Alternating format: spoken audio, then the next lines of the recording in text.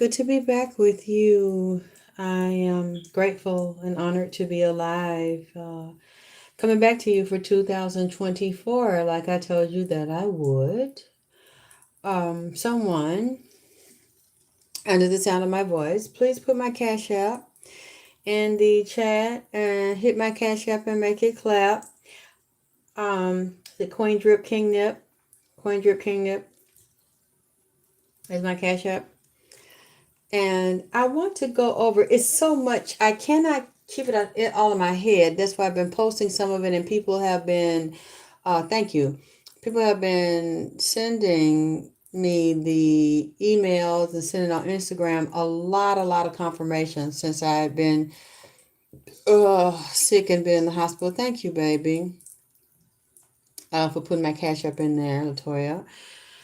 Earthquakes have been happening worldwide. There's been a couple weeks ago, I think around Christmas holidays or New Year's, there was a chain of earthquakes from one island to the next and one state to the next, and multiple earthquakes. Right now, I saw in San Diego, there's a major flood. They have to shut down parts of San Diego. In the past month, there's been extreme flooding. Past couple of months, extreme flooding. Different parts of California. I told you the Midwest, where one of these places I'm hearing the word Nipsey saying breadbasket. And I told you that before I got sick, that it was going to be still water world. I just didn't get to go into New Year 2024. New predictions. The new predictions are the old predictions. I told you about the diseases. I told you about the new form of COVID. I told you about there being a hybrid chain of it. I told you about the mixtures of colds, pneumonia, COVID, and the bird flu, different viruses concerning rat, different small mites and ticks, and lung flukes, lung diseases, parasites in very small infants, colds and flus, a mixture of viruses and bacteria and funguses killing babies and young children and moving into adults. And then you get these new species, these hybrid species that are not killed by bleach in the hospital, not killed by regular antibiotics, are hyper strains of them because they are GMO strains of viruses, bacteria, funguses. And then you have this newer strain I told you about, HIV, gonorrhea, syphilis. A lot of these sexually transmitted diseases are hyper strains, mutated strains that are also tying into tuberculosis and pneumonia and COPD, upper respiratory viruses, bacteria, funguses, diseases. These things are mutating, like swine flu, bird flu, with this new COVID. I keep seeing they're coming. They have created a new COVID along with the new strain, the Asian market. Along with this is tied to US and going overseas. This is in the U, and then this monkey. Okay, I just see the monkey again. The monkey is talking to me. The lab rat is talking to me. Okay, they got the white rat as the lab. The gray rat and the other darker rat and the black rat is talking to me. And the wood rat is talking to me from New York, Atlanta, LA. They tearing up the city. They taking over underground. They are talking to me and they're showing me the labs here and these old buildings that they got here and these crematories and these cemeteries and these funeral homes that really act as organ banks. And Jesus, what the fuck is he telling me? I've mentioned these things before. These are going to cause, this rat is telling me, they're going to cause wheat and flour problems, wheat mite, tick mite. And what you're seeing, that this rat is very smart and it has become hybrid. It knows how to survive. And so they also around these people in the drug trade. not just in the labs and where they are mutating these different organs. These rats are always somewhere near these places because there's fluid, there's flesh, there's tissue, there's meat, there's waste, and a lot of it is human. That's what people don't know. And it is saying that it's in the water supply. It's been deliberately dropped into the water supply, and they're around sex trafficking. The sex trafficking, the organ trafficking, the child trafficking, the baby trafficking, where they sell human babies that are alive. They sell human baby body parts. They sell babies for the sex trade, prostitution in the black market, as well as there's a public market. Did you all see that I still didn't go and get all the details of it yet about the Jewish synagogue? Was it a Jewish synagogue, a Jewish temple in New York? Got the underground tunnels down there that I was trying to tell y'all about. In LA and New York, people just sending this stuff to me, confirming what I was saying. They were trafficking humans. They had a whole human bidding system there, tied into LAPD, NYPD, ATLPD, as well as feds and Homeland. It all goes together and ties into religious rights because, see, we just came out of Kali Yuga, January the 15th. That was last week. So we had to deal with the new age coming in with Kali Ma and Kali Yuga, which is the age of the female, the age of the feminine, the age of the goddess. That's why I'm getting the fuck away from any female that's low level and dumb and stupid and wild and crazy as hell. Ain't got good sense about her. Ain't got a wits about her. An ignorant bitch. Get away from them, because if you are on that side of that negative energy, you will become one extreme or the other. And the other mind is going to go down. They're going to lose their mind because they're out of touch with the sacred elixirs of their pussy juice and all their glands and the hypothalamus and pituitary in the womb that's in them. See, get the fuck away from them. Because you need to focus on rising into that Kali Yuga energy, which has been coming in for a long time now, where she separate the wheat from the chaff. She deal with the masculine and feminine energy of the masculine and the feminine gods. Also, I'm focusing on Shakti and Shiva, dick and pussy, healing and balancing that energy within you, especially if you want to create new types of relationships. Break old bonds within yourself that have brought the type of relationship with different men and niggas and shit that you did not want. Even a relationship with your father and your sons. And to recreate that type of love and sex and harmony and bonding with what you want to do. Kali Ma loves and protects her children, but will bring war down on the enemies. And see, to be loved, you also have to distance yourself from hate, even the hate within yourself, to rise above to the love within yourself, to attract the love that you want from others. And when it comes to you, outside of you, you also have to see if it's a reflection of some hatred towards yourself that you need to change, that is also reflecting and resurrecting and make you recollecting some self-hatred you have within yourself, so you can strike that bitch down outside of you that's trying to bring it to you to make you destroy it, to destroy you. And then you go within yourself to destroy any feelings and images of self-hatred and not accepting and loving you because your mother and everybody else around you taught you to hate it, and that you were not good enough or you were inferior to her and everybody around her, and then having people throughout your life make you feel that. You have to kill these things in yourself. People say you attract what you are. That's a goddamn lie. I really don't accept that, and I know that's not what that is.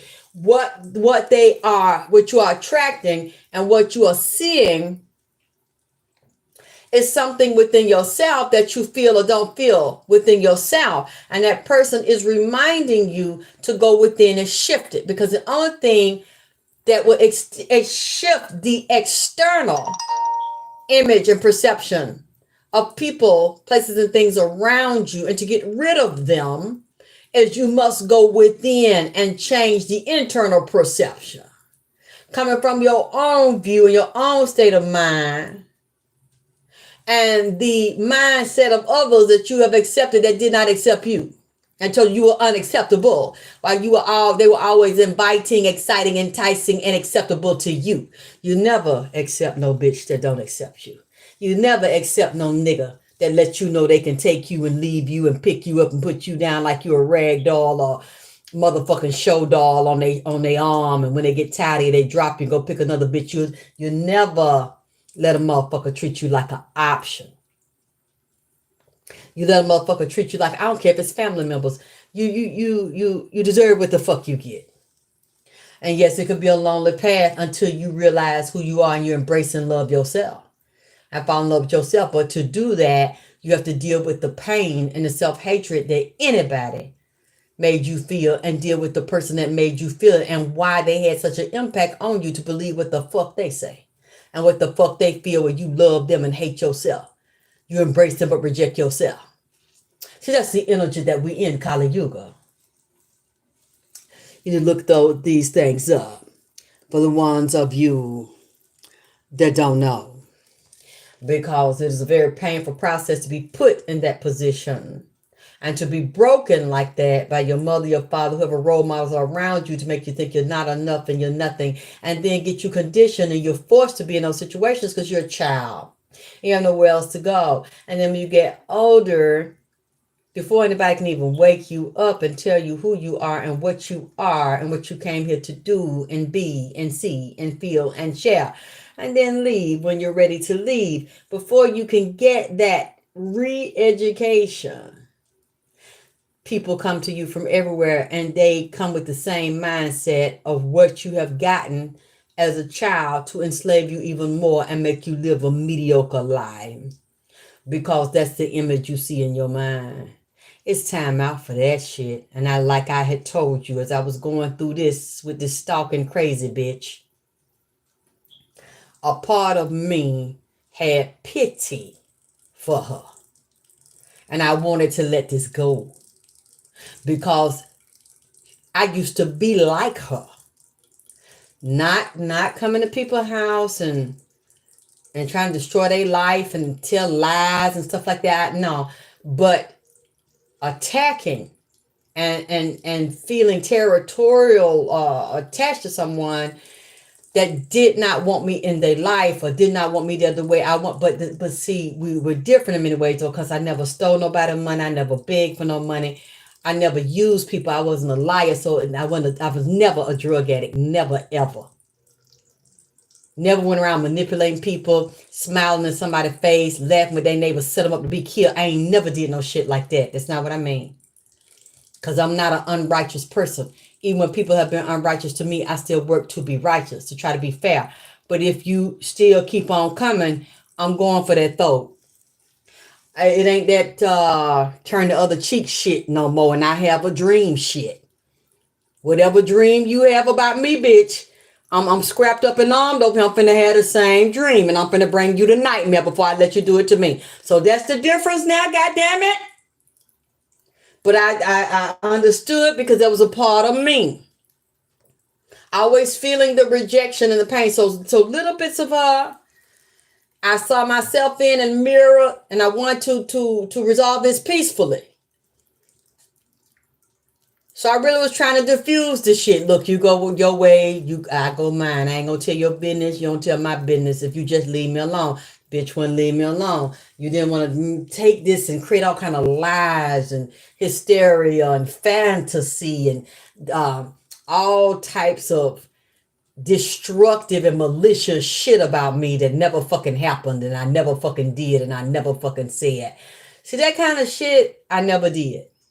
Even if I might have felt like it because somebody wounded me.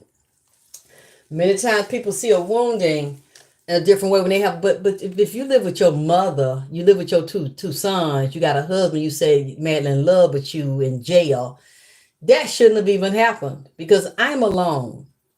Not because nobody don't want me.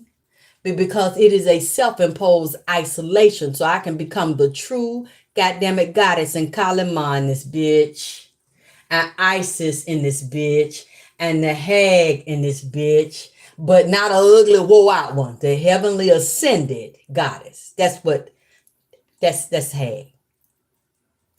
Not what you're thinking. Not some woe out long face bitch, a bad bitch that's gotten chronologically older, but still looking young and strong and wise and resurrecting in her power, knowing who you are, because I did not know when I was a child and a chronologically younger woman. And I ain't finna ever show you that image because I know that is an illusion. That's a lie. You don't have to look like that. We see too many examples now to show you don't have to look like that. You can be whatever you want to be when you know that you are God and the goddess. But seeing these things and the deficiencies in my own self and little cracks and things I need to reevaluate and things that are so painful that I need to face and kill, I have a voluntary self-imposed isolation because I don't want to keep on attracting the same shit and the same type of men and the same bullshit get you caught in vices. People will be caught in vices and don't even realize they caught in vices. Oh, well, she keep doing that to me and he keep doing that to me and he keeps saying that and I keep telling him he better stop and we better work out this custody issue and he better stop cheating. I done caught him with the bitch and I told him don't do this shit no more and we was good and now he done did it again because you caught in a cycle of vice. You blaming him. He blaming you. And at any time, see, that's why I leave women alone. They constantly tell me the same shit. A year go by, 2 years go by, 5 years go by. You still dealing with the same shit because you can't help it, because you got a marriage, you got a custody issue, you got a child. Okay, that's one thing. You ain't fucking him no more. Now he can't take that. He was fucking you over while you were married. Now you divorced, still want to fuck you up because he's mad because you left. A sick, supreme narcissist and a sociopath. Okay? Bipolar disorder. You have a lot of people that are not caught on their mental problems and psych problems and chemical imbalance and really need some goddamn therapy medication. And the therapy by itself ain't gonna work. They need medication. They're really off. And you keep trying to talk rational and reason to a crazy motherfucker. Like with what I just did. When I realized this bitch is crazy. Going through these illusions and psychotic episodes and making up shit that ain't even happened and making up people and circumstances that wouldn't even motherfucking there. Somebody like that you cannot reason with. They need straight up fucking medication. And if you keep on fucking with somebody like that, a little nigga take you through changes and a dumb bitch take you through shit, you caught in a cycle of vice and you keep telling them the same thing. And the more you tell them you better stop and I ain't gonna take this and they keep doing the same shit to you like fuck you because they don't have no respect for you. They don't have no respect for what the fuck you say. This is a supreme narcissist. They don't have a feeling and give a fuck about how you feel or what you think.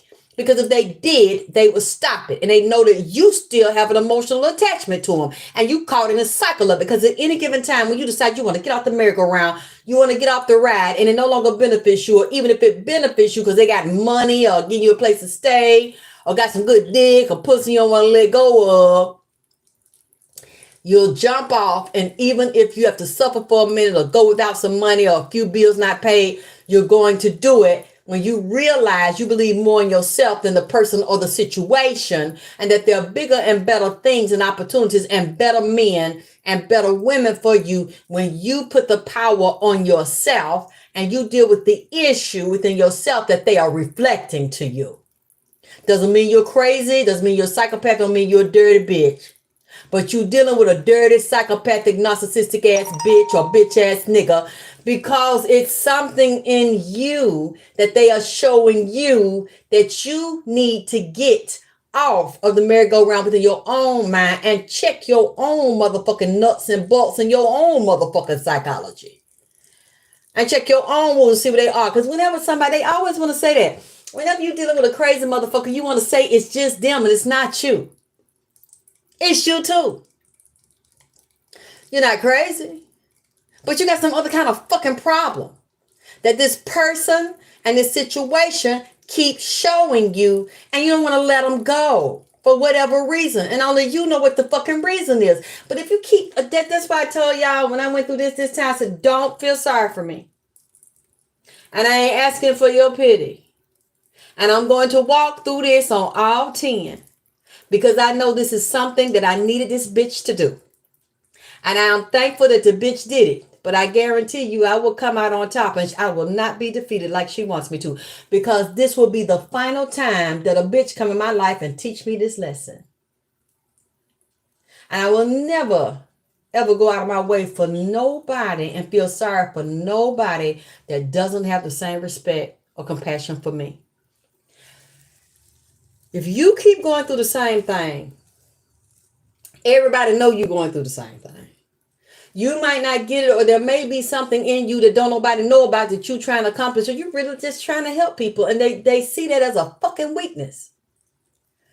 Then that means you got to pull back no matter how you want to, or find another way to help people. I was just thinking about that before I come on the live. It's like I have to find another way to do what I do. Because this way has never worked for me, and for some reason, women have always wanted to try to destroy me and lie on me and tear me down and then try to be me and take my place. You're looking up to her, your leader, you need to look up to me, but you're not even a leader of your own life. Your life is a fucking mess. And you haven't done anything to contribute to society or to contribute to women or to educate anybody. Not even yourself. Out there reckless all like that and you about to expire, bitch, and all. Somebody's supposed to follow that lead as an example and look down on me and look up to you.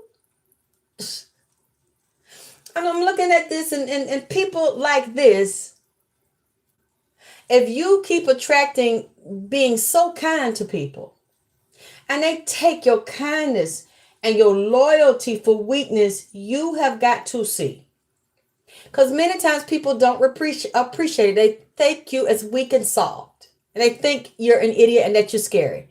And it doesn't mean that at all. You're just offering compassion that you never got and that you never had. People can't see that. You have to look at yourself if you see you're in a cycle of vice. So I'm looking at this and I'm looking at the way people see things. And this is now a resurrection. We're in Kali Yuga. The resurrection, the opening of a new age. You as a woman are responsible for your own rise, your own fall, and your own stagnation. You as a man and a God, and y'all looking for these black men over in the United States and in these cities, because I don't even trust. I'm afraid to date black men here. I don't trust them.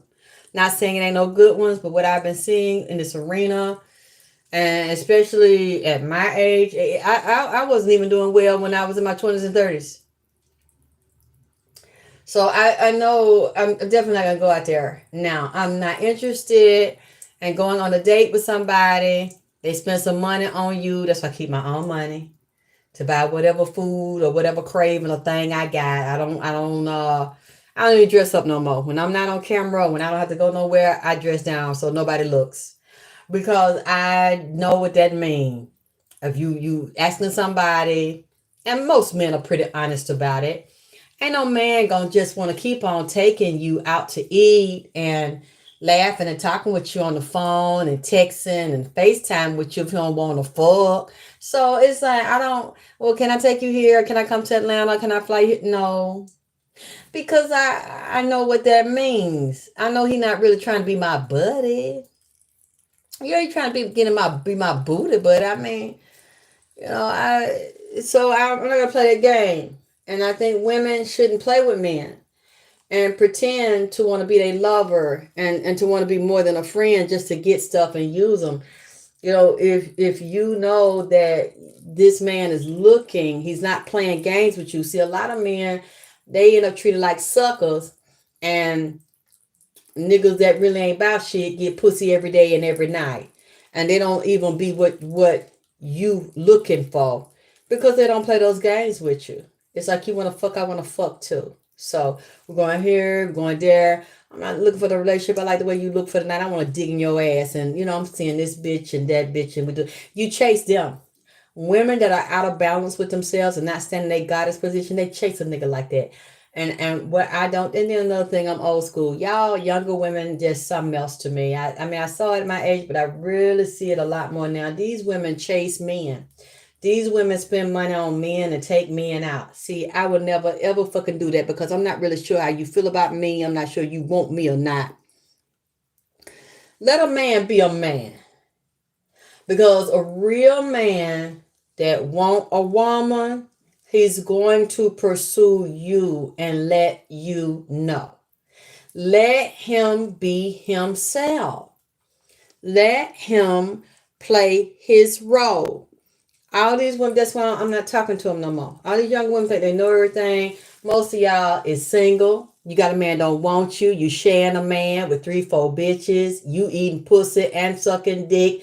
A lot of y'all say y'all want that shit, but you really don't because you can't have what you want, and you believe you can't have what you want with just one man.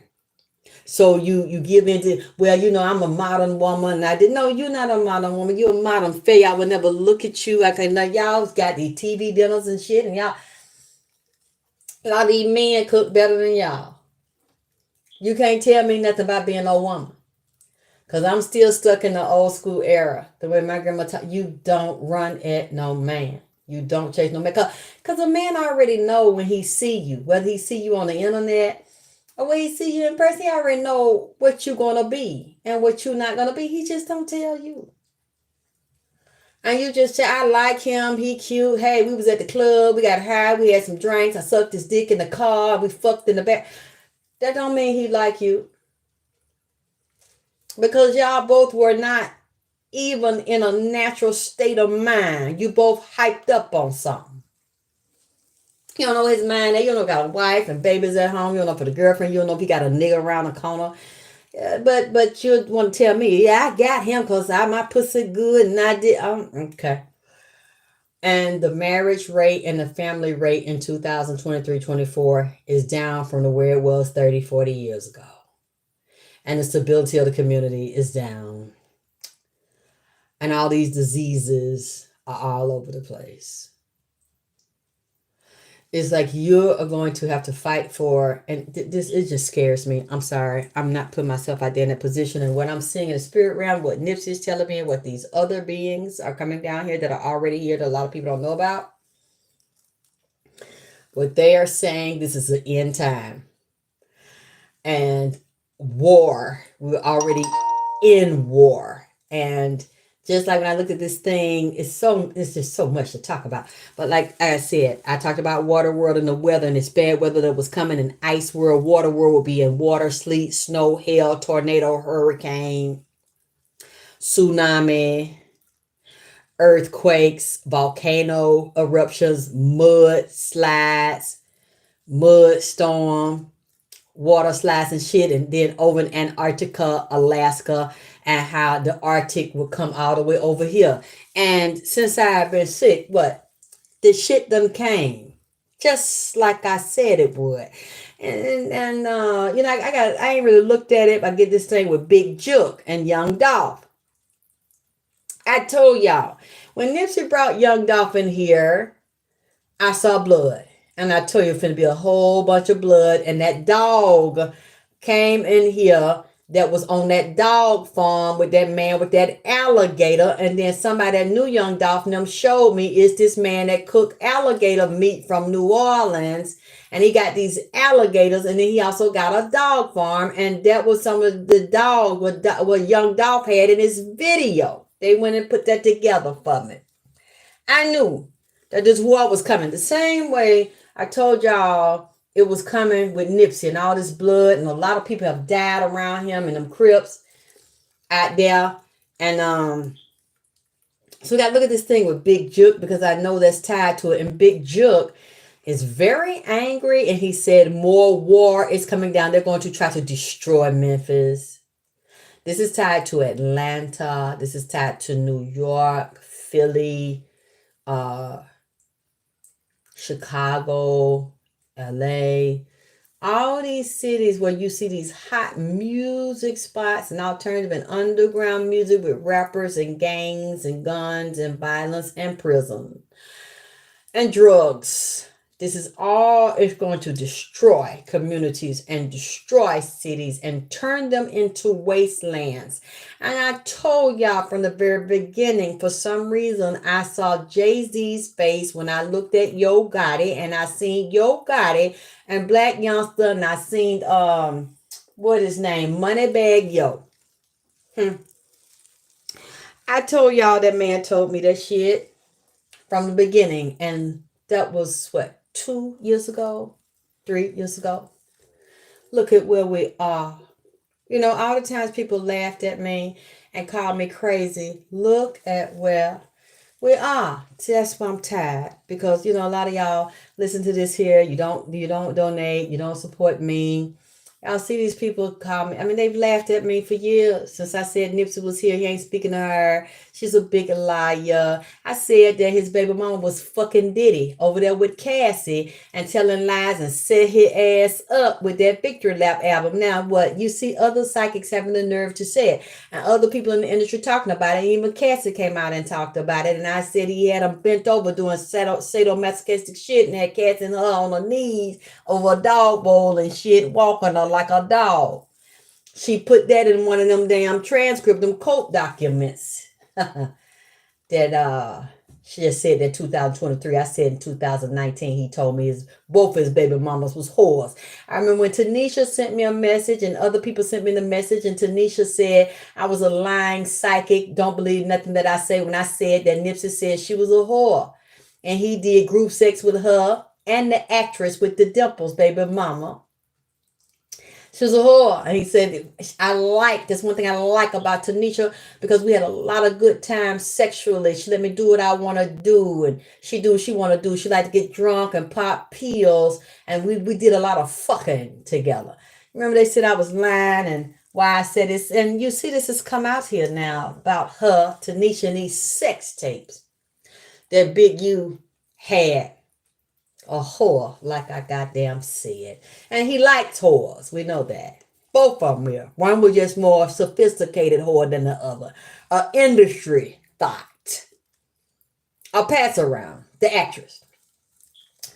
A couple of people emailed me. You said that Big U had something to do with Nipsey's murder. I said, I did not say that.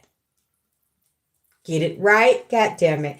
I never said that Big BIGUCIFER, had something to do with Nipsey's murder. I said that he ordered the goddamn hit on Nipsey Hussle. That's what I said, goddammit. I didn't beat around the bush. I didn't play with it, and I ain't playing with it now. I never said he had something to do with it or some kind of way that Big U was tied in it. I've always said Nipsey told me that Big U ordered that hit, and that was a Crip hit. That's what I said, goddammit. Get it right. That's exactly what the fuck I said. This nigga ordered it, they lured him to the store, and Big U ordered the hit, and the Crips did that to that boy.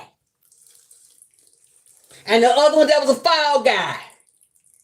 He was tied in, they put him up to it. Now, what do we have here? Now, I said it was a light-skinned boy. I always said it was a younger light-skinned man that was a little bit short. Do you know who that reminds me of? Is this Loose, what they call him? The one that just came out and said what the fuck I've been saying since 2019. He said it was on FaceTime with Big U. And Big U said Nipsey was dead. And what his name? Loose what? What his name? He supposed to be Tanisha's cousin or something. Yes, Loose Cannon. Him. He looks similar. If you go look at my part, Cowboy Part 1, Cowboy Part 2, he need to tell on Cowboy ass too, because Cowboy's stinking ass tied up in this here. I was a light-skinned young man that was tied into this killing.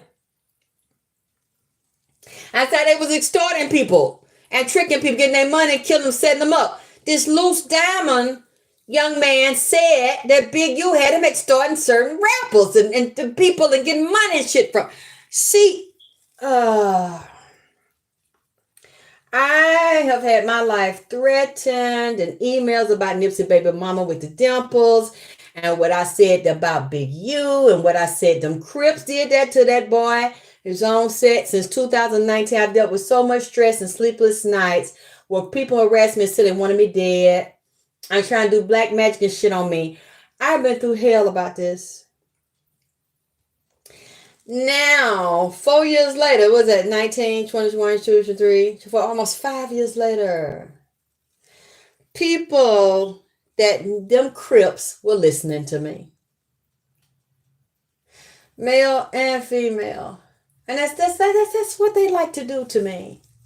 She's a fucking lie. And call me all kinds of names when you know down in the root of your pussy, in the sack of your nuts, that I am telling the fucking truth and it scares you. So you want to discredit me and you want people to believe that man has never been here. See, that's a whole nother show. Nipsey is still here in the earth realm. He's physically dead. And for you all that cannot see and do not know, you want to call me lies, discredit me, like several women have done videos over the past few years. Leave that man alone. Let that man go up there to his wife in California. He was never married to any of the women he was fucking and got babies by. And even though he was fucking them, he came to me. And everybody that knows that Nipsey loves a country southern bitch because he stayed in Atlanta all the goddamn time and stayed down in that houses down here, goddamn it. Love Magic City, love that Georgia peach pussy. So now I understand it makes sense that, and plus he knew me. He clearly knew that I was not the type of person that was going to lie and that was going to be afraid to say what the nigga tell me to goddamn say. No matter what happened, I done almost had fist fights and shootouts by this nigga. By these bitches threatening to come shoot me, bust me in the head, pull my hair out, all kinds of shit. Now I don't get the emails anymore. I wonder why. I don't get the email threads, the name calling, you're lying, he's not saying this, bitch, he didn't tell you that. When they knew all along. A lot of these people, stupid people that are outside of the industry that are fans, don't know. But people inside that industry and people inside that gang knew that I was telling the truth. And I had spoken to some of them that knew him personally and that grew up with him. Not Nipsey, Ermias. The ones that really knew him and loved him, grew up with him, Ermias. And the Eritreans and Ethiopians call him Ermias. And they secretly told me they knew he was here because there was no way I could have known it. And that's the main reason I took all that hell and I wouldn't let it go. And those people had to hear me say those things.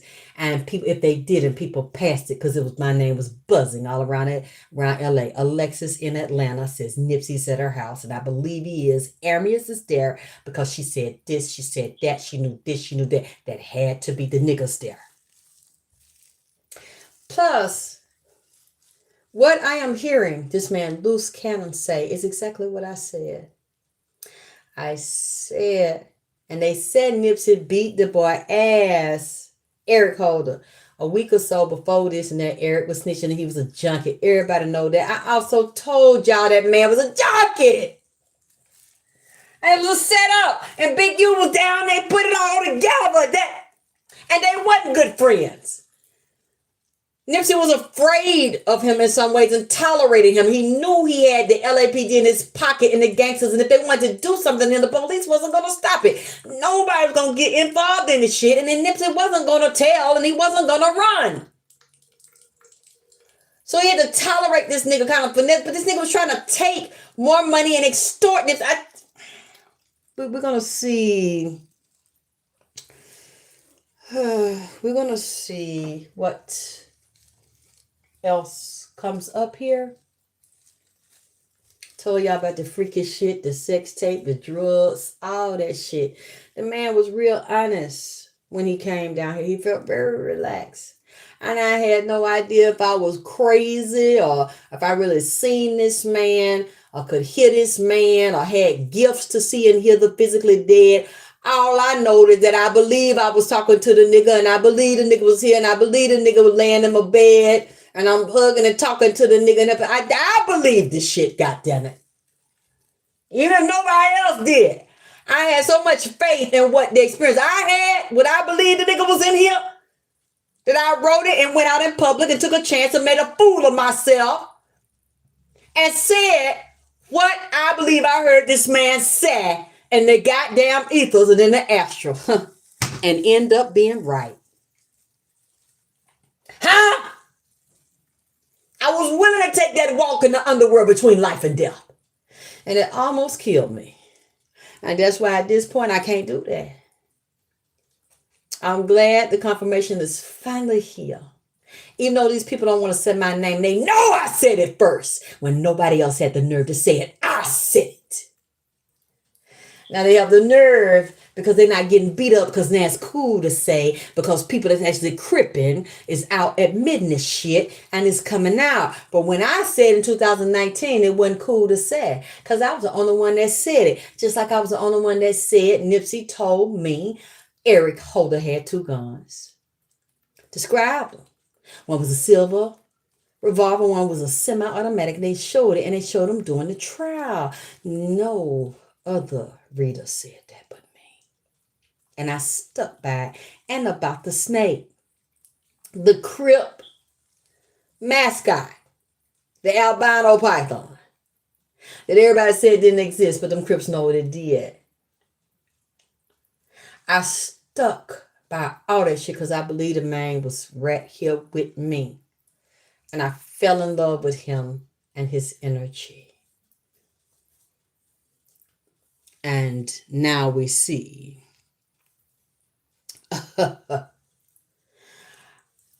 I cannot believe these people are telling. When they are Crips and Big U is still alive and you know, it could be consequences behind this, but clearly he must have protection and know something we don't know because he is confirming my readings. I never changed what I said, even when people tried to get me to. For the people that have followed me, if you go look at my old readings, you can look at Cowboy Part 1, Cowboy Part 2. That was what, 2019, 2020? I said Big U ordered that hit and that he watched it. And there was some old niggas that was over it, which they put the young ones up. And that nigga was a pets and they put him up to do it, to set that shit up and to start that because they know how Nipsey was. He wasn't going to back down. That Leo shit and his principles and whatever he believed in. And the boy couldn't fight and was drawed up in a junkie. And Nipsey's taller than him and stronger and whooped the boy ass behind it. You know, they knew they put in a position to trigger him. Know he had a temper. And then now saying he had a sex tape with Nipsey and Tanisha and trying to sell that. And Lord have mercy. Like I told you, the dirty shit they was doing. He came down here. He sat with me. I know I seen him. His spirit was so strong, I thought that boy was still alive in that physical body. That's how strong it was to me. And I'm glad no matter how people laughed at me, made fun of me, bitches doing videos, cooking for that man, wasting food, throwing it in a trash can, something wrong with her. No, something's wrong with you, bitch. Because in many of our groups, we have honored the dead and set up altars for them and prayed for them and done spells for them and rituals for them and cooked for them for thousands of years. And created those shrines, the Ogungun. You don't know what the fuck you're talking about. I'm not the one crazy. I'm liberated because I don't worry about what you think and say about me. And I'm glad I helped that man. And every meal and all the time and all the elaborate preparation and the dishes he told me to get in the china and the gold goblets. Bitch, it was all worth it. I don't regret not one goddamn minute. Now, the shit did put pressure on me and almost wore me down, but not because of him. Even though his energy is very intense, but because of the negativity and people trying to destroy me and make me shut up and tell me to leave Lauren alone. Just the stress of all that and having no support and people laughing and watching this shit. Now I have to take care of myself. I can't do that again. And there's no person that I would ever do that for the way I did for that nigga right there. Because I loved it, that nigga there, honey. And went all the way deep in the underworld for this goddamn man.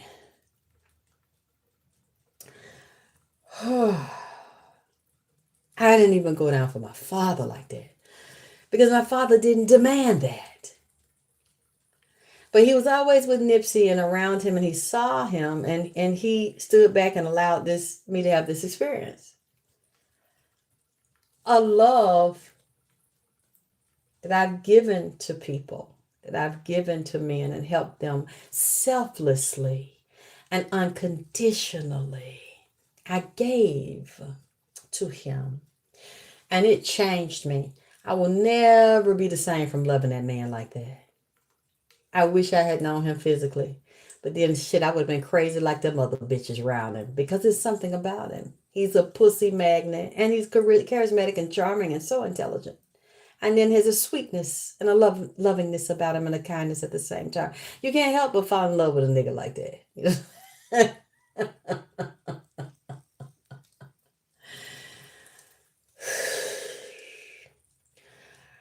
All I could do, and I'll probably teach classes on that, is warn you. Anybody that is a empath and is a psychic medium going in between realms like that, there are different trainings and psychic self-defense you need and protection, because people will get so jealous of you and people will get mad because you can see them and because they might have helped set the person up, or they knew who helped set the person up and they like the person. They don't want you to tell on the person they helped physically kill that person. So they will try to destroy you because you can see them and you can hear them. They say, hey, I'm coming over here with you because I know it's safe over here. And I know you ain't with that elitist shit and being sold out and bought out and all that shit. I know you gonna help me. I know you can see me. I know you can hear me. You tell them what that fucking bitch did and what this fucking fat ass goddamn old goddamn big draws did, big you. I know you gonna say that shit and people will pick up on it. Other people pick up on it. The nigga, she said the nigga's over there. Do the reading, call the witches. Is the nigga down there with Alexis and that lamp? Oh, fuck now. We got to tear this bitch down. Because this nigga is going to sit there and tell that bitch that shit. And that's the type of bitch that's going to sit there and tell on all of our motherfucking ass. Because she liked the nigga. So see, we got to do. See, if you don't, I didn't know that. I just thought, hey, I'm doing a good thing. I'm doing the right thing. And there's a lot of people said, bitch, no, you ain't. You doing the wrong thing. Because you telling on me and my homies. Bitch, you got to die. See, I see that, and I went through so much to help that man get his message out, and he's still talking. And the beauty of it is this, as I said, to spend those years sacrificing myself for that man, and you always see I couldn't do it. The ventilation is not that great here and now. And, I got so sick I couldn't breathe it in. But you see, he had me to make everything he liked. He had me make the oils he liked. He had me to make a Nipsey Blue Sage he liked. He had me to have his food, his china, his glass. And I would like the sages. For you all that don't know, that haven't been around that long, you should go watch the old videos where I would have my love sessions with him and I would sing to him and try to help heal him because he was murdered. He was shot up. He was damaged, traumatized to become physically dead. People like that need to be put back together and they need healing. They need love. And I would sing to him and light his sages. He told me how to make them and to cure them and dry them. And you would see these big orbs and glow coming out of the sages and big beams coming out of the candles like they do now. And it was so beautiful. I wish I could do it here now, but The ventilation, I have to be somewhere else. The ventilation would have to be better. And plus, I'm, really just healing. I really have to take this time because I've given this man years of me, years of my life, and he deserved it.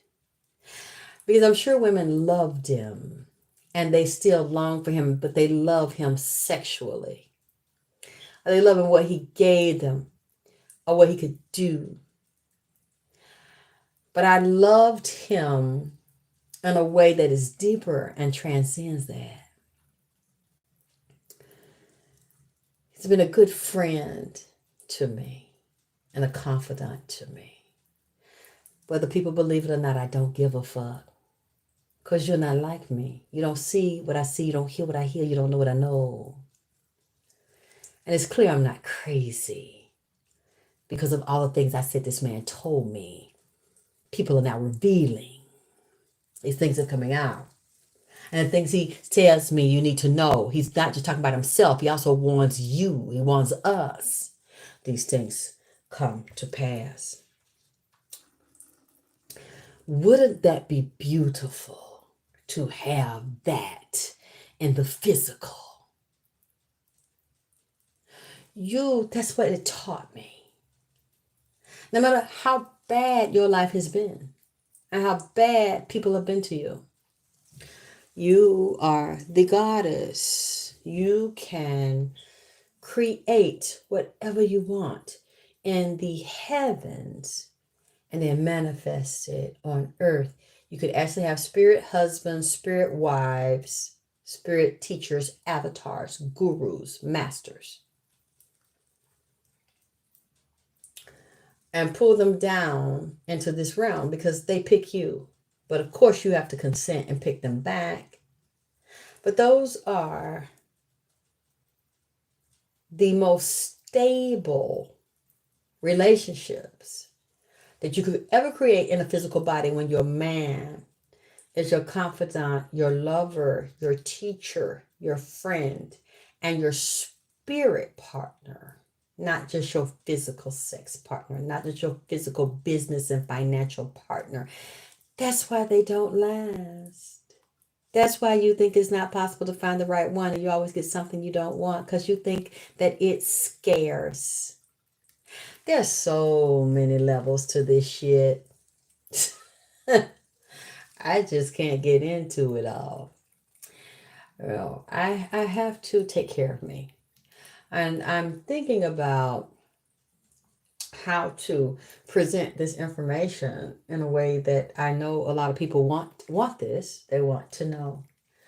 But the first and the main thing that I learned from him is to learn to love myself and to take care of me, because if my body's not healthy and it dies, I can't tell you anything. The only ones that will be able to hear me is the ones that have the gifts I have to translate it, and I don't want that. So, what else? It's so much. Oh, the airplanes have been falling out of the sky. The airplanes have had faulty wings and screws missing. And the Boeing was a 737. One of those fleets had problems again, just like Nipsey has been having me warn you since 2019, when the very first plane he was very upset about was in Ethiopia. That was a Boeing. Killed a lot of Ethiopians and Europeans. It's still happening right now. And what I'm afraid of is going to be a commercial airliner crash. And what's scaring me, because I keep seeing things that bring me closer to it. I think there's something happening today, yesterday, day before, with the small private liners, the two-seaters, as well as the big commercial lines. I have been warning y'all. And an Asian airline, I don't know if y'all remember me saying that a month or so ago before I got sick. I said I saw an Asian airline, but it was also an airline that is in the United States, an airline that flies between the United States and Asian countries.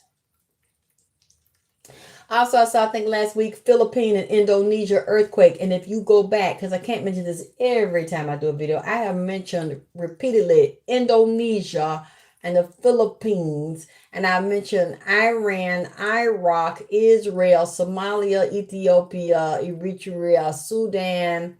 I mentioned so many of these African countries and Saudi Arabia and United Arab Emirates, and I saw war and problems with bombs and explosions in the United States and overseas, and riots and a lot of protests in the middle of the street and killing, protesting the government, and robbing and plundering and people turning against each other, and black people murdering each other. And Big Jook is also saying more war is coming. He keeps showing me, he said there's a list.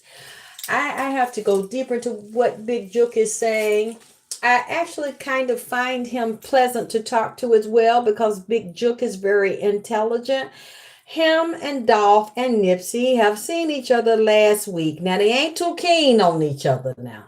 Big Dolph, young Dolph ain't too keen on this here.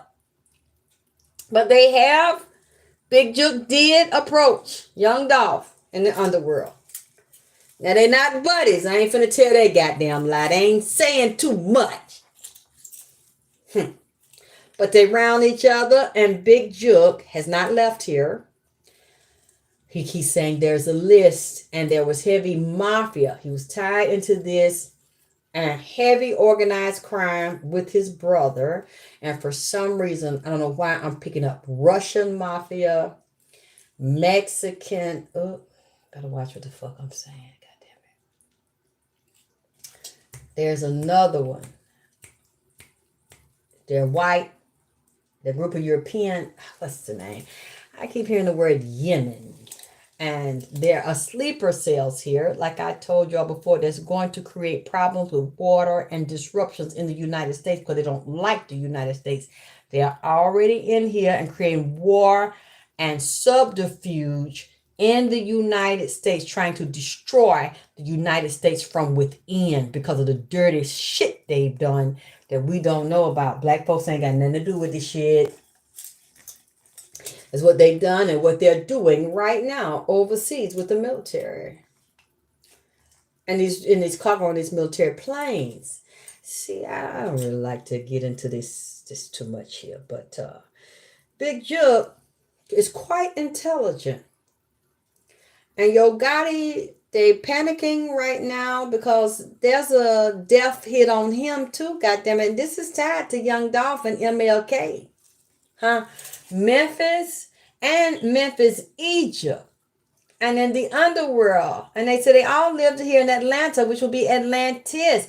There's an upheaval in the underworld, and there are debts that need to be paid. And it is a reckoning for what they did to Young Dolph and what they did to other people. I look at Big Jook and I see bodies hanging on him like bodies hanging on a tree. Like Billie Holiday's song, Strange Fruit, black men dangling rotten on trees. And he said there was still a list we did not finish. So that's why I know war is coming to Memphis. But it's also tied to Atlanta, New York, Chicago, Philly, LA. Overseas. Even Saudi Arabia. They got a whole underground tract here tied to music and hip hop and drugs and gangs and rap and higher up corporations. Oh boy, this here.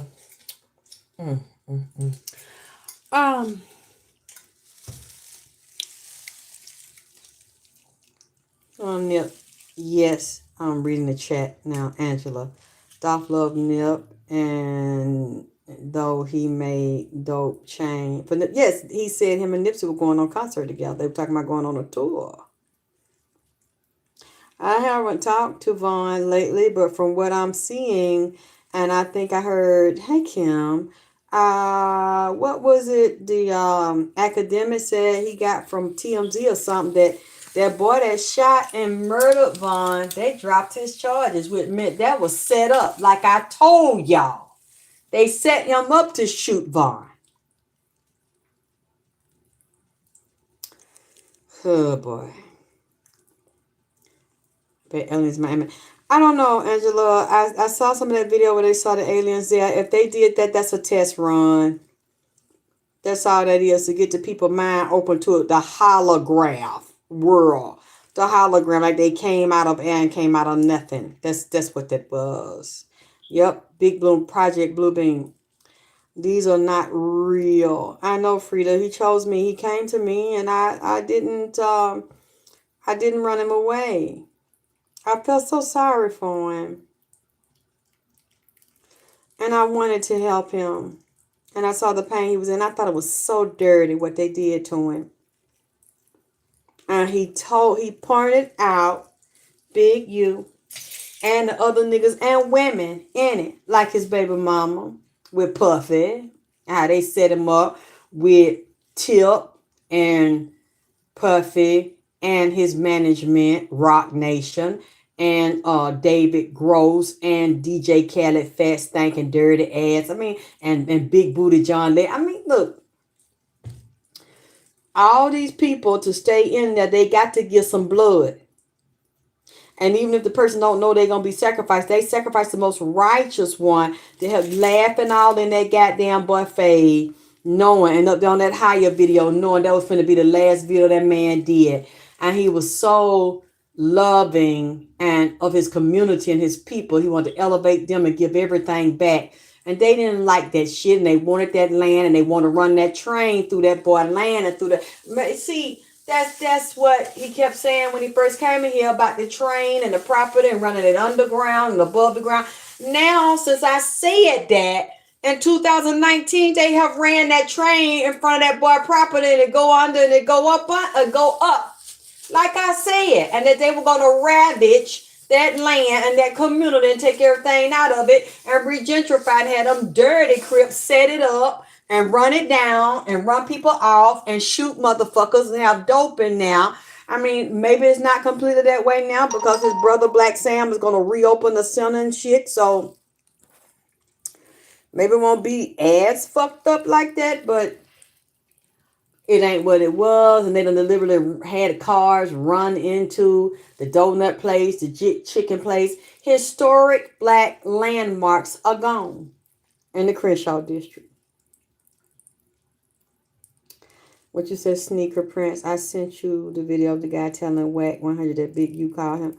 Yeah, a lot of people sent it to me. I've already addressed that. But see, like I said that shit about Big U ass in 2019 when I did the Cowboy Part 1 and Cowboy Part 2 reading.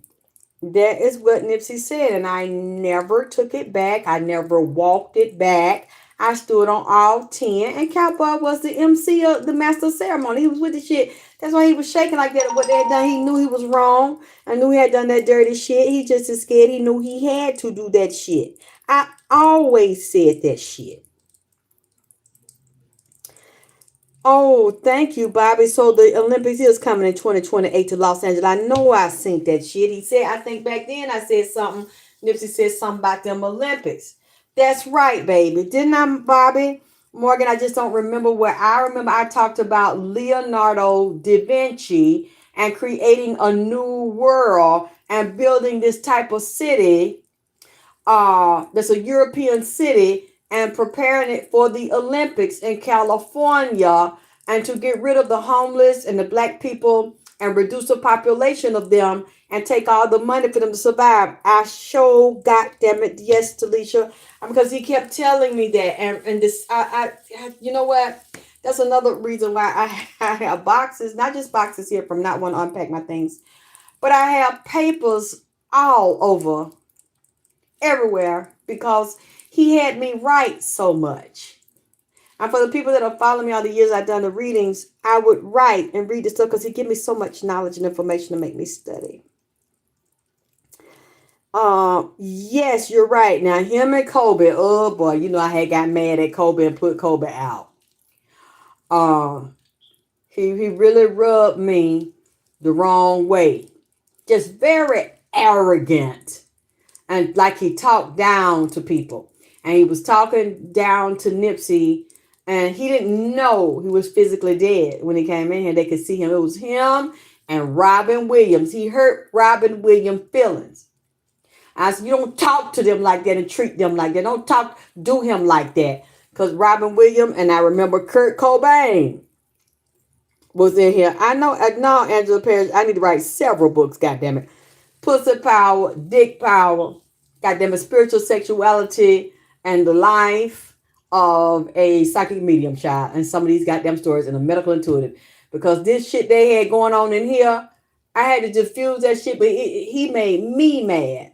Because the way he was talking to them like they was beneath him because they was physically dead. It's like, nigga, you too. Just like Nipsey told him, he said, Kobe, I can see you. I can hear you. Can you see me? He said, yes. Can you hear me? He said, that means you over here with us. I knew that was going to happen. Because I remember that reading when Nipsey told me they was doing, Jay-Z them had, I think it was a pre-Grammy part or something. And he said, I'm going to go. I'm going to come back. And I said, I want to go with you. Take me with you. I want to go to, I never been to a Grammy party.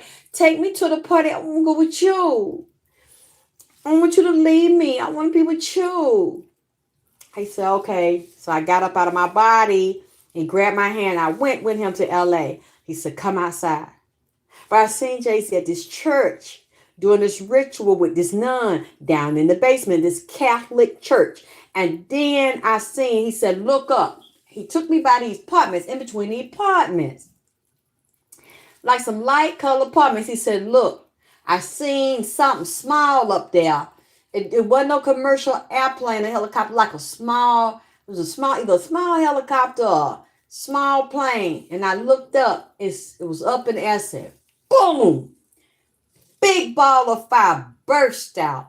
It fell down where the apartment set by this grass and this hill and shit.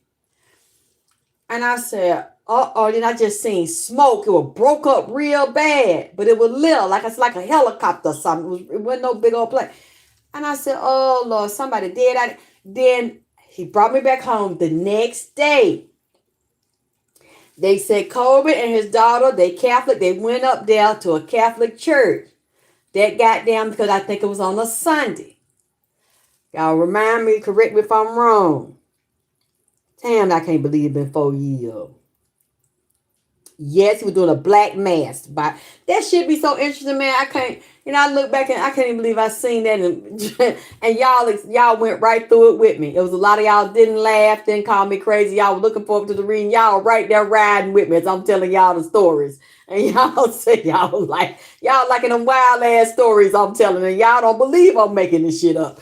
And I'm like, then y'all tell me, he was at a Catholic church. He Catholic. I said, what? They said Kobe Bryant had went to mass that morning. It was a helicopter, like you said, something small. Went up there, exploded. I said, they set that shit up, and Jay helped to sacrifice Kobe. See? Also, Kobe was fighting about that snake, that black mamba brand that he had. And this Indian man he was fucking with had a supplement, supposed to be a healthy supplement, but undercover had slipped some drug and shit in it. Kobe didn't like that. They told him, you need to disclose that or take my name up off of that. Kobe was suing him. And that Indian man lost a lot of money because Kobe exposed that shit. See, that was tied to this here too because Kobe didn't want to bow down. You know how it is. They feel like, I'm not no nigga no more because I'm a multi-millionaire, I'm a billionaire. I made history. I'm a top athlete. That whatever the rules y'all got to the motherfuckers, they don't apply to me. They like, wait, motherfucking nigga, now look. Now you ain't finna pull this shit right here. And he started telling me, that's when he brought him in here. He started telling me all the breakdowns of the networks and the superhumans and how they be juiced up on that shit and got genetic implants and shit in them and to make them super athletes. The one you see have all these super skills, just like Jordan, was it Michael Jordan had it, that could fly up there with all that melanin in him and hang on the goddamn basketball ring when he dipped in the basket and he stays. dumped the ball in there like he flying and suspended himself in the air. See, now they know how to recreate that in the lab because they are the gods. See, they have the god Lucifer giving them this knowledge. And I liked what Kobe had to say, but he was just so arrogant when he came in here and disrespected him and feel like, y'all got fucked up and y'all got murdered over there and, y'all less than me. I'm still alive. I'm like, nigga, you can see all of us, so that means your ass is over here too, god damn it. And when he realized that, he was like, what? They did this. I started panicking, calling his mother, and I found out he didn't really fuck with his mama, and I think hadn't seen him in a few years or something and treated them kind of dirty for his Spanish wife. Now that's the one he was calling real bad. Mama, help me. Seen all this here. That shit was a goddamn mess. Maybe I shouldn't have put him out of here, but I can't take when people disrespect other people and put them down. Then I found out Kobe did know Nipsey. Kobe was Nipsey's mentor. And he said, but didn't I tell you about that shit? And I told you stop fucking with them niggas. And I was like, oh boy, you're not going to do this. Not at my house. You're not going to do them like this. Because I remember Robin Williams talking about Kobe. And rubbing on his, get your hand off, man. Don't talk to him like that, goddammit. And Robin Williams started shaking like he on them psych meds still on the other side and shit, try to get in them anxiety meds. Like them anti-anxiety. He was so happy to see Kobe Bryant. Kobe, baby. Kobe. Because see, now he was angry. I said, you ain't got to fucking treat them like that, goddammit. So I had to dismiss him. Robin Williams, the white man, the comedian and the actor. Robin Williams like Kobe. I was happy to see him over there. And if they were all greeting him, he up there disrespecting that man, they were disrespectful to everybody. Because he's like, hell, they didn't kill me. I'm like, nigga, you was over here too, goddammit. We can all see and hear you down here. Now, nigga, we just seen this shit in California the night before your ass went down. Oh, boy. Man, it's been a roller coaster ride, goddammit. A roller coaster ride.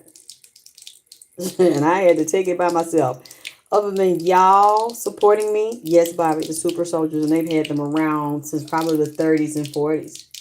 Like Dr. Frankenstein and the Bride of Frankenstein. They've been around. Just like they've had transsexuals around and turning white men into women in the 30s, 40s, 50s, and hit it. That's why the technology is so advanced now. And a lot of them are saying they are Kali Ma because some of the Indian goddesses and gods transform from male to female. But we can all do that. But the planet was female first before we brought men here. And when you have to look at the origin of a lot of these Indian gods, because a lot of them are also African gods. And it's just like I've always, ever since I was a little girl, felt like I had Indian blood. Not just, I know I got Native American, but I felt like from India as well. And my father also has that same kind of face. And one man that looks at genealogy found Asians from Mississippi building the railroad with the black people down in Mississippi. That's in my father's mother's family because she's from Mississippi. But I also have always felt Dravidian.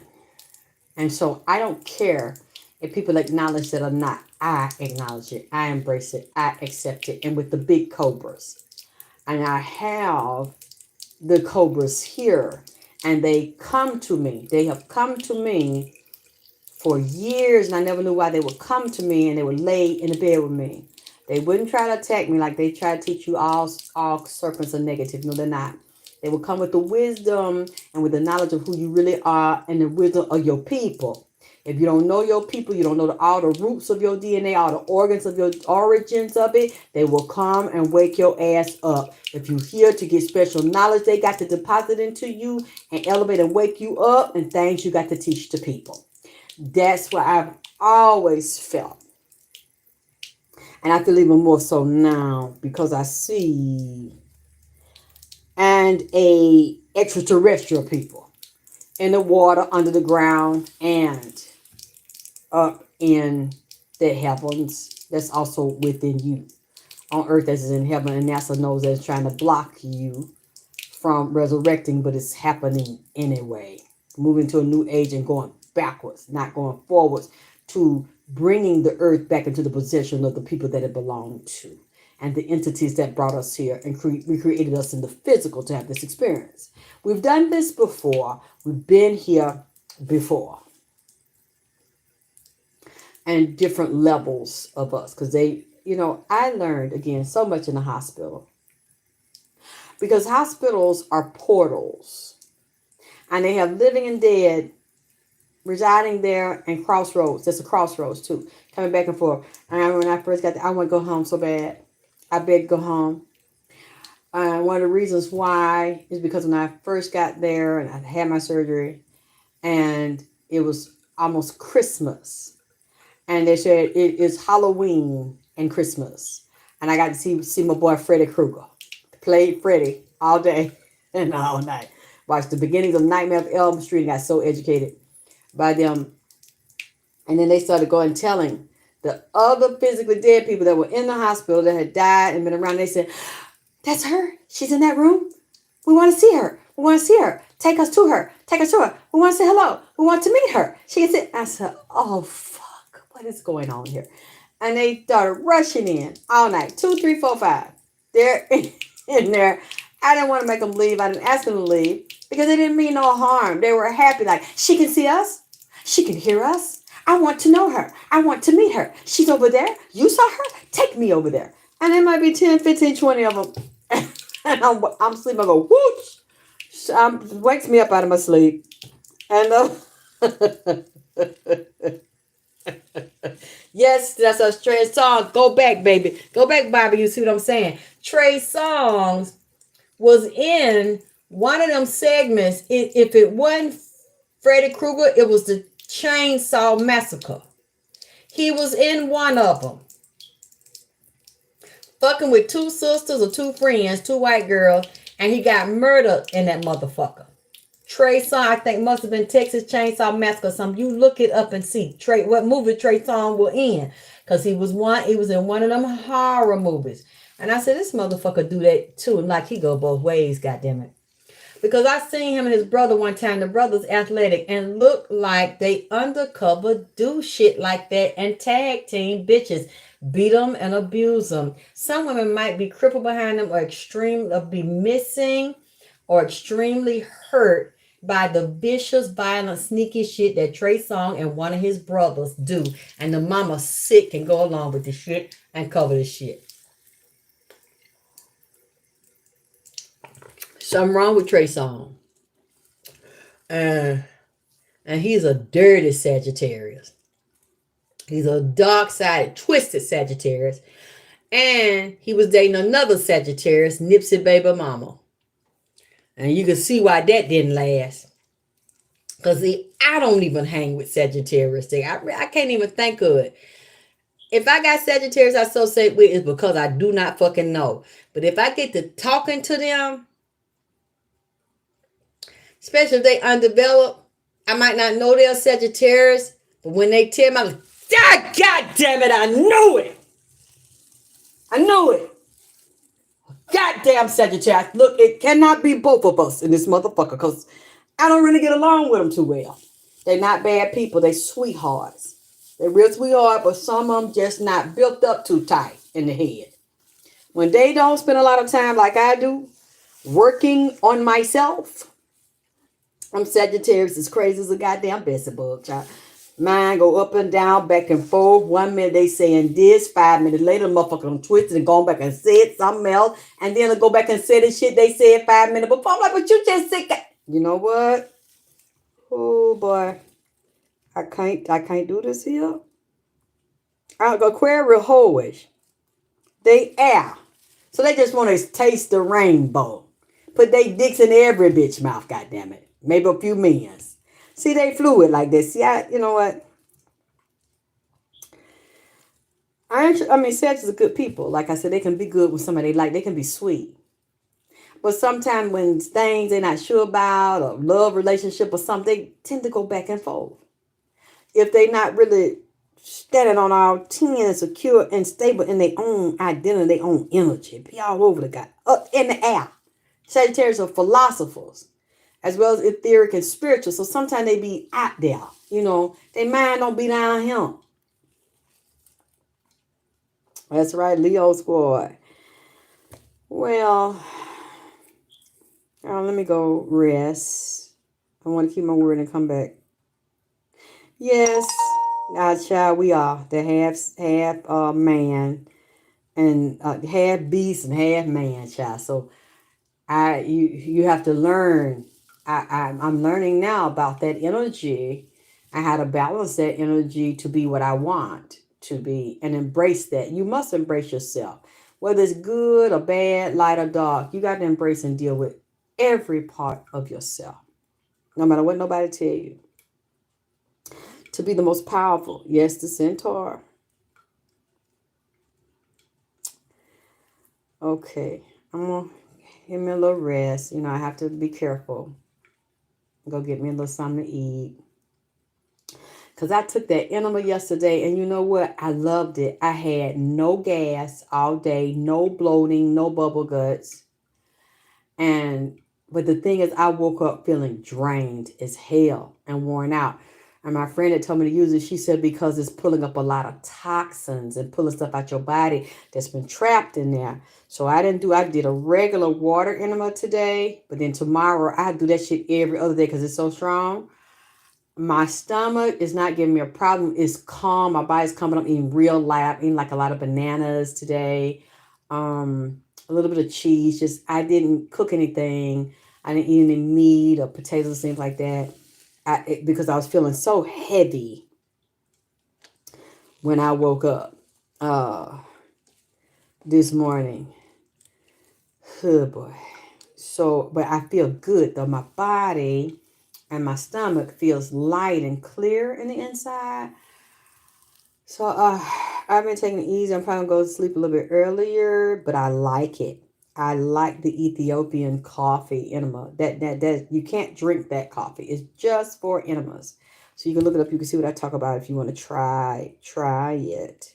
Thank you, Angela. Thank you for everybody sending the love and the prayers. What you said, Latoya? I told my niece that Sagittarius are the foot and the mouth sign.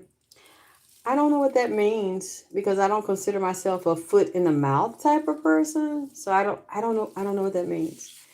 Anybody that knows me, anybody that has listened to my readings, I say what I want to say. And I'm not going to take it back unless I really believe and I see all the evidence that I misunderstood it, I misconstrued it, I was wrong about it, until I see it come true. It's not very much I say that I take back. If I say that, that's what I feel. So I don't know what that means by the Sagittarius of foot in the mouth, unless you're dealing with some weak, unstable Sagittarius. Yeah, it's not me. Thank you, Star. I'm glad I'm better too. Oh, I'm fine.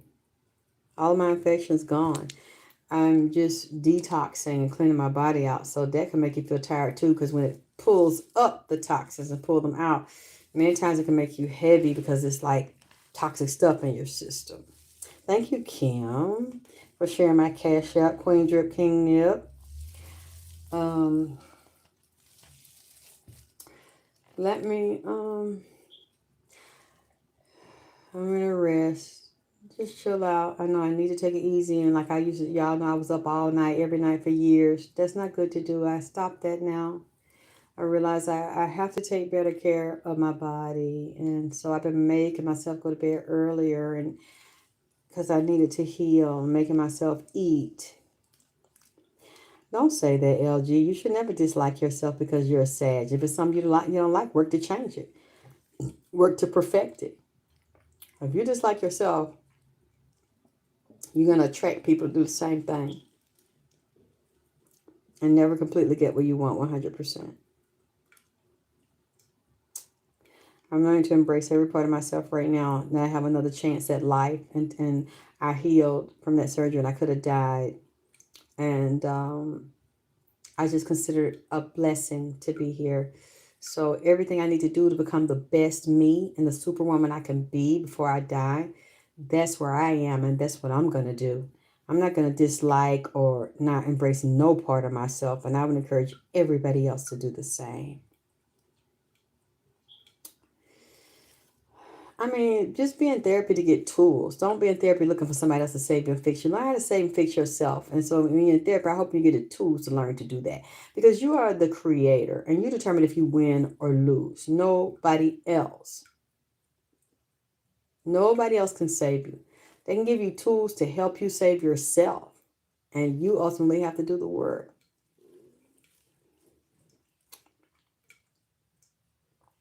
How is the Sagittarius? Do I work on trust issues? Build a relationship with yourself. Learn to trust yourself. Instead of trying to trust somebody else for you love and trust and respect yourself. That's when you'll have the best relationships with people outside of you. If you don't trust other people, you don't trust yourself. And you need to look at the cycle of vice you've been caught up in that cause you to constantly attract people that make you feel like you can't trust them or trust yourself in a relationship. And you look at your mom and your daddy and your childhood, your wounded little child within you that don't trust nobody because whoever was raising you didn't teach you to always trust yourself. And always meditate and tap within your own self and open your chakras and auric field and find out who you are and stand in your power. Because that way nobody can deceive you or trick you. Because you know who you are and what you are. And you can be very comfortable in that peace, being alone and not lonely and walking alone, realizing that you are the one that's in control. You are God and you are the goddess. And you create your world the way you want it. And if somebody is in it the way you don't like, you destroy that and you recreate it and go back to the drawing board again and see where you need to fix yourself at and where you missed that within yourself. It's not about nobody else. It's about yourself. And until you get that, you're going to have people come in your life that you don't trust or possibly fuck over you because you're looking to trust somebody else. But when you trust yourself and you know who you already know who you can and cannot trust when you see them, when you look in their eyes. Because you get up and you do your work and you meditate and you write your goals out 3 times in the morning, 3 times in lunch, 6 times at lunch, 3, 6, 9, like Nikola Tesla. 3 in the morning, 6 at lunch, 9 at night. And you get out and you manifest and recreate that. You don't want to do that work, then don't complain. I'm so glad you're in therapy. That's beautiful. Bet you've got a good therapist you like that's giving you tools to realize you are the one in power. You are the goddess and the God. Yes, and you got to love and trust and heal her and teach her how to heal herself. That's when you attract better people because you first in love with you. You at peace with you. You trust you. When you know you and the spirit within you will also know the spirit in others when you look them in their eyes and when you feel their energy. Because you building up yours and working on yourself every day. Nobody can trick you. When you honest with yourself and you know yourself. And to your own self be true. Nobody can trick you unless that's just what you want them to motherfucking do.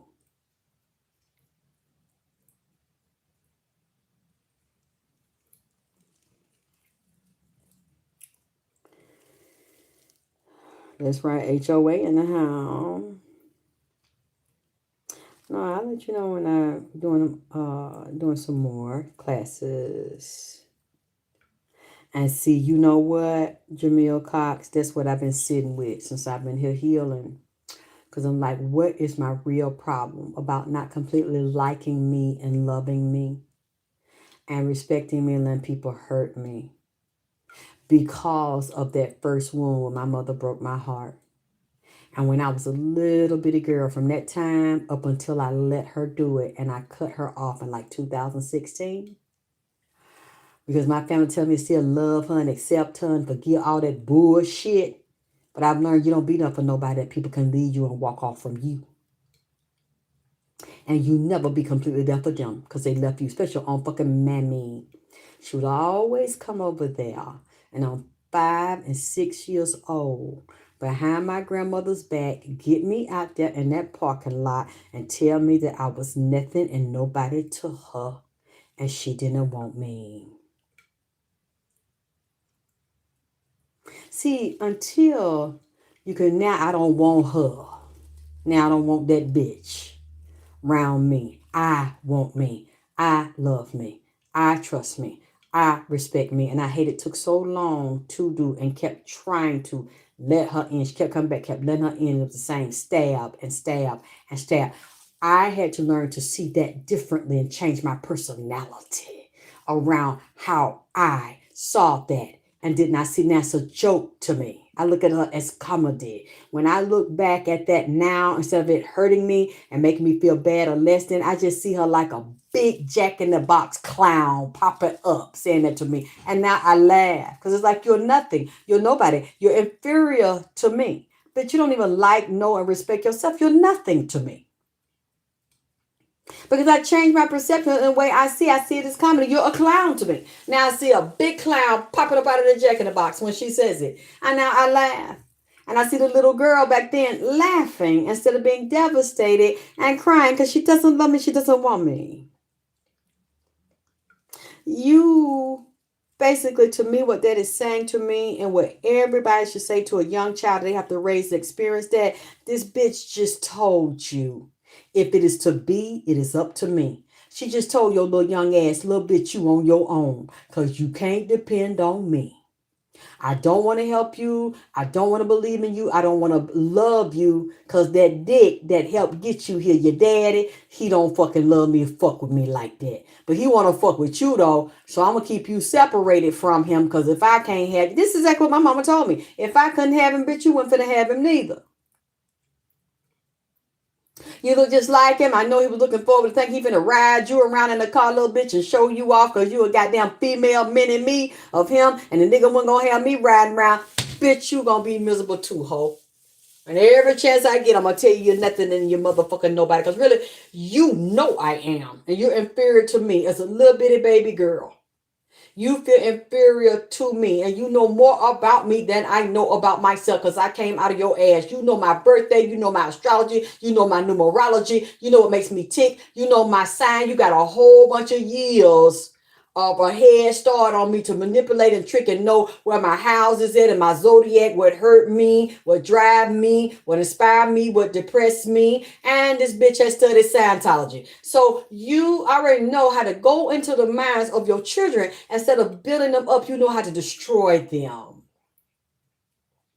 So I had to go the same path she went because that was fascinating to me anyway. As a Sagittarius, dealing with philosophy in the car. So, and this is what I was taught, and this is what she taught when I was around her as a preacher. She wasn't a regular preacher. She would teach the occult and regressive meditation and past life meditation, and then abuse on the same side of it. So I took what I could, even though it was very abusive every day. Many times we didn't know if we would live or die or be injured around this sick ass bitch. Now I look at that and I'm like, you're a joke to me. You're a clown because look at you now and look at me. I've survived you. I am everything you said I wasn't. And then some. But do I feel the rage at this moment and the hatred? No. Since I went through this, I've been in the hospital, I went to the underworld. I see things differently now. Do I want to be around her? Hell no. Would I take care of her? Fuck no. But do I have the anger and rage I had even what? A few months ago? No. Because I want to live. I want to grow. I want to learn. And I can't be in my purpose and fall in love with me and respect me and have what I want in life and be full of hate and rage because that blocks it. That blocks the flow of energy. And it really says you don't believe in yourself. You don't trust yourself to make things happen, even though it's later in life because you think that because you didn't get it when you deserved it and this person beat and abused you, that now they have the power to stop that from happening or that it would never happen. And the only one that can determine that is you. Even if you make it happen later in life, you're a late bloomer, late developer, like I am. It's still possible as long as you're breathing. Because when I finished that surgery and my body healed, I said, at least I am still breathing. I am grateful to be breathing. because that means that I have another chance to get this right and to do what my ancestors brought me here to do. And I don't want to be stuck in this anymore. And I don't want these kind of people. I started deciding what I wanted, what I didn't want, what games I want to play, what I don't want to play, what lovers I want, what lovers I don't, what type of engagements in business, everything that I wanted and I did not want. It's like I have the power to do these things. But only you can do that. Your therapist can't do that. Can't nobody do that for you. All I can do is give you keys, give you tools, help you make connections to things from your childhood that you might not have got now. And turn those things around, because every day you got to do the writing. You got to do the affirmations. You got to set the plan and the action. You got to write that down as vivid detail as possible. And every day you have to take the action towards it. Because faith without work is dead, but you can't do it in the same old emotions, the same old personality, the same old responses with the same fucking feelings. That's something that you have to work to create a whole nother personality around. And that's not what they tell you. And people walk around miserable and sick and think they're supposed to. It was just like I created a new formula from being in the hospital. I created several new formulas. And one thing that happened, my legs blew up. My legs and my feet blew up in the hospital. And I was so dehydrated when I got there because I kept vomiting and having diarrhea, and I couldn't eat and I couldn't hold anything down. I couldn't barely drink any water. And my potassium was low. My heart was beating all over the place because the potassium wasn't there. And so they had to give me constant IV, give it IV. And then they gave me constant saline because I was so dehydrated. I could barely swallow. My mouth was dry. My lips were dry. My skin all over was dry.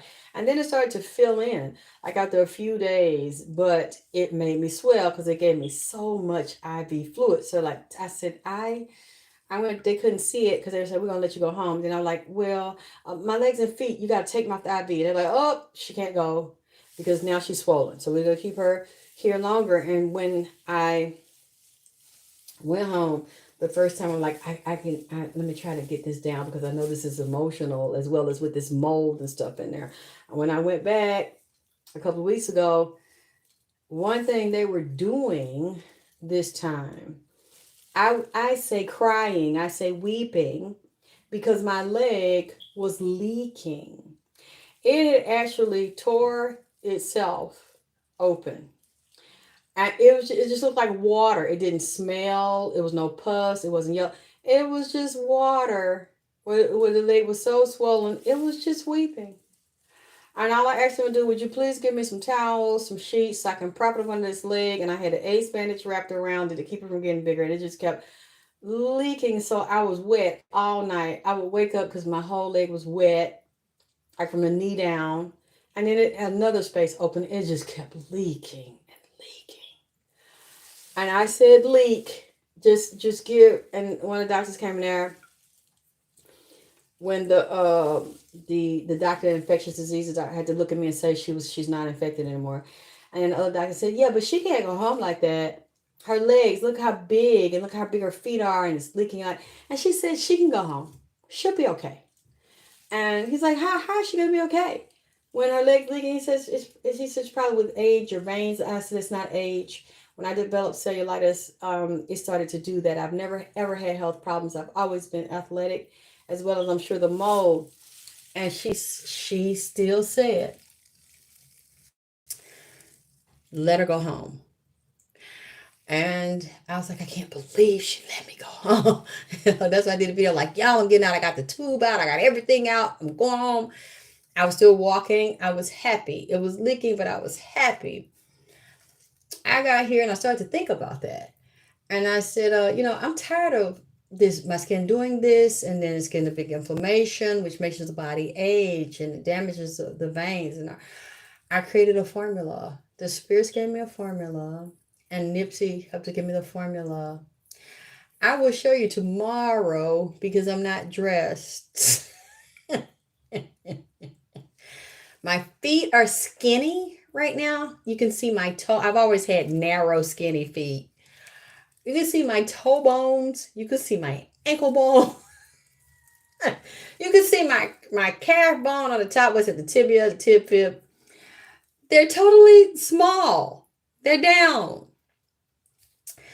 And that's how I like to think about things. When something bad happens to me, I always have to try just to survive the experience. I always ask the spirits, okay, what the fuck am I doing? Why is this happening? What am I supposed to know? What am I supposed to see about myself and be better? What old emotions? I've got a whole bunch of old emotions to get rid of. What do I need to face and dump? More baggage. And what do I need to learn?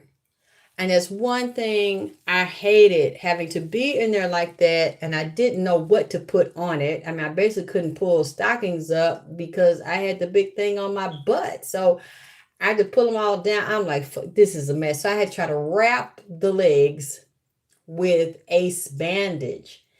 And at this time I'm doing this, I mean, I just look like a hobo, basically. But then, hey, you go to the hospital. Ain't nowhere to be cute when you sick because they're going to take your shit off anyway. So I'm just like, and water's in his leg. And I was like, okay, thank you. I actually thanked the leg for leaking. I got home. What do I need to know? Because I don't want to spend the rest of my life with this condition because it's been there a while. And I know when I get stressed or something, it'll do it. I created this formula in the past couple of weeks. I'm standing doing the show. No swelling. From the knees down. Actually, let me take that back. It gets so bad. It would get so bad. It would go up past the knees. My knees were huge. Full of fluid, and I had to wrap all the way up to the thigh. That's how bad that it would get. I'm standing here. You can see my whole kneecap. Please don't ask me how I did this, how I thought of this, but I think some of us are built that way. When you have a trauma and when bad things happen to you, really bad things, instead of going into a high state of fear, that's fine if you go there. You just don't want to stay there because it releases all the negative hormones to create inflammation and tear down the body. You also want to go into your higher self and speak to your ancestors to see, why is this happening? What is the problem? What are the sources? And what is the solution? I cannot believe I didn't come up with this before. I think what triggered it probably is everybody. I was in a public place with strangers and everybody could see this. And they're going, what is wrong? Look at her. Look at the feet. Look at the legs. What can we do? And they tried. They tried to get it down. And they were giving me medicine to make me go to the bathroom to get it down. Every time they give it to me, I go immediately to the bathroom. And they were still huge. And I'm just like, okay, this is I just looked at it as, because they really did what they could to try to save my life and to get me well. But what I think is, for it to be resistant like that until I got home, I think that because anybody can go to the hospital and get drugs for inflammation and get IV to push the stuff out, and it may not work. It's not a guarantee. It didn't work on me. I think one of the reasons why they let that happen to me and I get home and I'm still stuck with it. And I'm like, I hate this. I went to sleep looking like this. I woke up like that. They will do that. And sometimes it might be like that for weeks and months. And I think it was for me, which is what I like to do. Create things that help mankind. Create things that not just help me, but help other people. And I'm standing here right now in disbelief because I've been practicing. I can dance again. I can spin around in a circle on my floor, and my feet and my legs don't hurt. Because for any of you that know what I'm talking about, that have been through that and are really have swollen tissue like that, that gets so big that it will pop, you can't even barely softly, lightly brush your leg or your foot across your bed or even a blanket. It is so painful. you have to be really careful, and then it's easy to tear because they're so stretched out with so much fluid. Now it's gone. It's gone. Yeah. I'm in here dancing. I'm playing my music today. I'm jumping. I'm like, oh, I can bend my ankles. I can actually feel my ankles go up and down. I can wear shoes again. Because usually I just had the tennis shoes on because I couldn't wear anything else because my feet were so small. My ankles were so big.